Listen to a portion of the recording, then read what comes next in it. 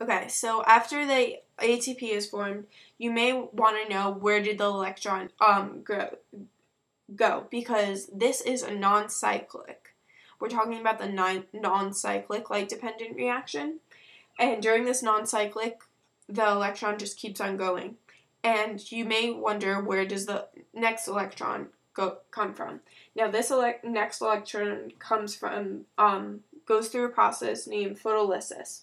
And if you rewind the tape and everything, and the beginning of the light-dependent reaction, a water molecule is split.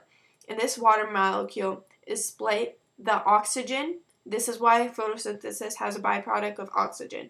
Oxygen escapes, but the hydrogen ions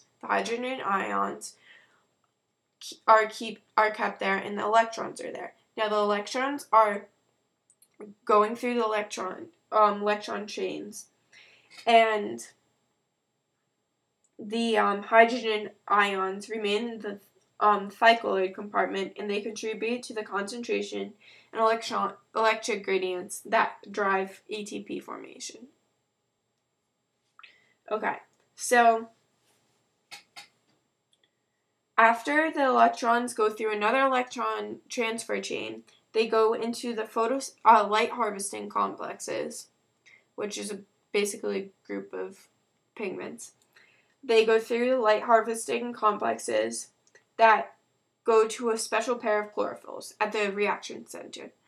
Now, this reaction center, the chlorophylls take in the electrons, and a molecule transfers the chlorophyll and the electrons into NADP+.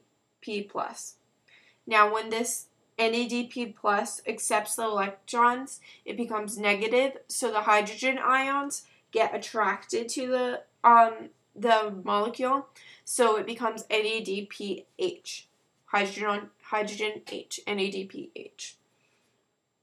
Okay. So, yeah.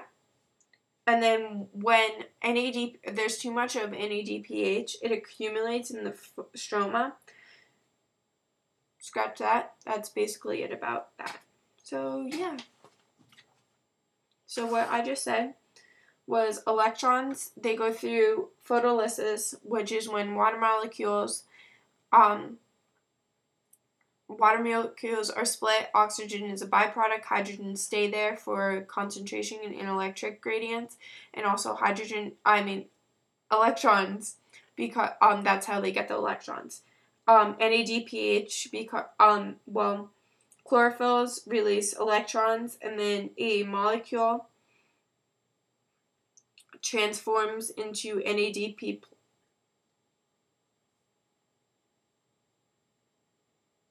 Oh, okay. So the chlorophylls catch the electrons, and they release the electrons when a molecule transfers those electrons to NADP+.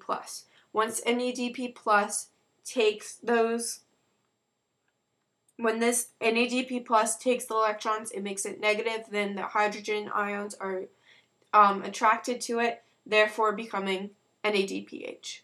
And I think that's it. Okay.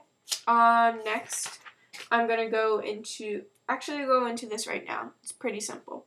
Now we're on 7.5, and basically there's two types of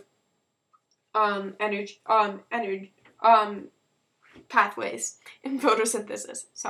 For the light-dependent reaction. There's cyclic pathway of ATP formation and non-cyclic pathway of ATP and NADPH formation. Basically, cyclic pathway, it reuses the same electron. Keep on using the same electron, so it can never go to those chlorophylls and NADP+, like I previously mentioned. So it keeps on using it, so ATP is only formed during this pathway. Now, in the non-cyclic pathway, the same electron doesn't keep on being reused. It goes through photolysis, which I just previously mentioned. It goes through photolysis, and the new electrons keep on coming in. And this is when ATP and NADPH are both formed. Now, to make glucose, you both need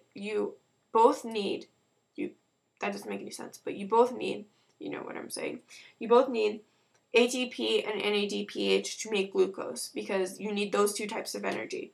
So only in a non-cyclic pathway you can make glucose. In a cyclic pathway with only making ATP, you cannot make glucose. Alright, that's basically it.